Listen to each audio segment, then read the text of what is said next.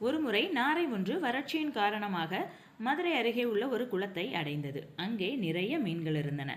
அப்பொழுது அந்த குளத்தில் நீராட வந்த பல முனிவர்களிடம் அந்த மீன்கள் துள்ளி விளையாடின. இதனால் அவற்றை கொல்ல மனமில்லாமல் நாளை சாப்பிடலாம் என்று நினைத்து இப்படியே பல நாள் கழிந்தது. அப்பொழுது அங்கே சத்தியதரர் என்ற முனிவர் மதுரை சோமசுந்தரரின் திருவிளையாடல் பற்றி சொற்பொழிவு ஆற்றியதை கேட்ட நாரை அவரை பார்த்தே தீர வேண்டும் என எண்ணி மீனாட்சி அம்மன் கோவிலுக்கு சென்றது.